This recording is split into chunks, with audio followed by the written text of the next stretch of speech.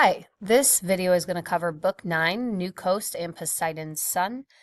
Specifically, I am Laertes' son and the Lotus Eaters. So, in Books 6 through 8, Odysseus is welcomed by King Alcinous, who gives a banquet in his honor. That night, the king begs Odysseus to tell who he is and what has happened to him.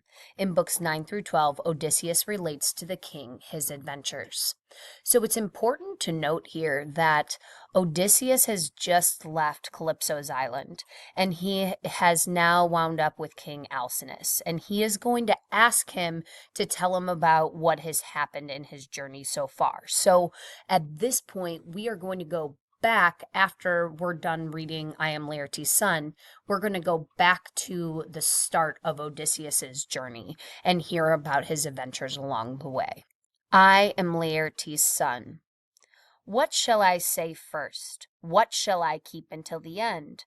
The gods have tried me in 1,000 ways. But first, my name, let that be known to you.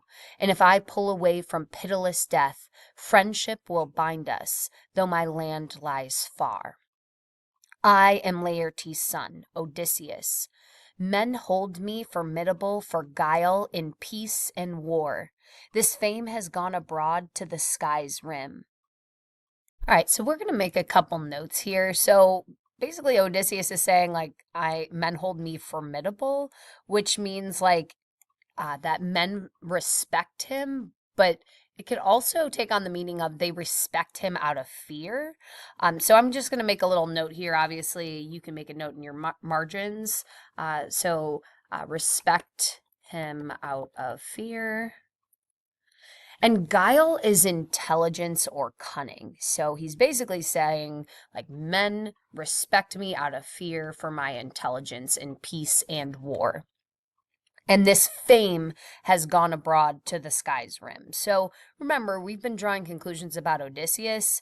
He does have an arrogance about him here where he's basically saying, people know me, people respect me. He then goes on to say, my home is on the peak sea mark of Ithaca, under Mount Neon's wind-blown robe of leaves, in sight of other islands. Delichium, same wooded Zakynthos, Ithaca, most lofty, in that coastal sea, and northwest while the rest lie east and south. A rocky isle, but good for a boy's training. I shall not see on earth a place more dear. Though I have been detained long by Calypso, loveliest among goddesses, who held me in her smooth caves, so I could be her heart's delight. As Circe of Aea, the enchantress, desired me and detained me in her hall. So at this point, Odysseus is basically saying that Calypso and then a goddess we haven't heard of yet, Circe, has detained him against his will. But still, he desires his home on Ithaca. But in my heart, I never gave consent.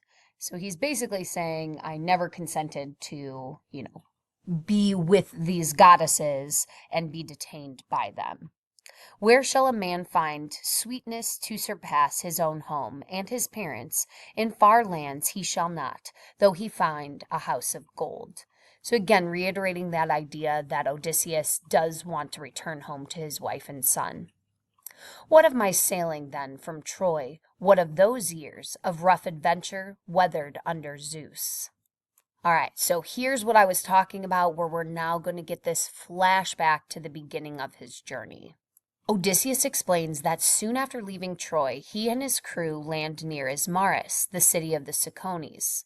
The Cicones are allies of the Trojans and therefore enemies of Odysseus. Odysseus and his crew raid the Cicones, robbing and killing them, until the Ciconian army kills 72 of Odysseus's men and drives the rest out to sea. Delayed by a storm for 2 days, Odysseus and his remaining companions then continue on their journey. The Lotus Eaters.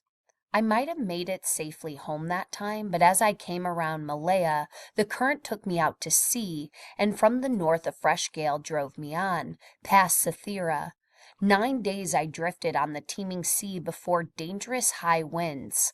Upon the 10th, we came to the coastline of the Lotus Eaters, who lived upon the flower. We landed there to take on water. All ship's companies mustered alongside for the midday meal. Then I sent out our two picked men and a runner to learn what race of men and land sustained. They fell in soon enough with the Lotus eaters, who showed no will to do us harm, only offering the sweet lotus to our friends. But those who ate this honeyed plant, the lotus, never cared to report nor return. They longed to stay forever, browsing on that native bloom, forgetting of their homeland. I drove them, all three wailing to the ships, tied them down under the rowing benches, and called the rest. All hands on board, come, clear the beach, and no one taste the lotus, or you lose your hope of home. Filing into their places by the rowlocks, my oarsmen dipped the long oars in the surf, and we moved out again on our seafaring. All right, so here are some images of the lotus flower. And as we know, when the men start to eat the lotus flower, they lose all desire to return home. And so this is going to be a common theme we see in the Odyssey, where Odysseus or his men lose this desire to return home. But then this fight against that it's of most importance to return home and to be with your family. Today's assignment, after you're done watching this video, you're going to be asked to think of some modern examples of a lotus flower. So that could be anything that distracts you from your goals or something that you want to attain. So as we see in the Odyssey, there's a lot of these tales that are meant to send a message. So again, the lotus flower doesn't actually have this impact on people, but it's meant to be a metaphor for things that distract us from our goals or things that keep us from what we truly want.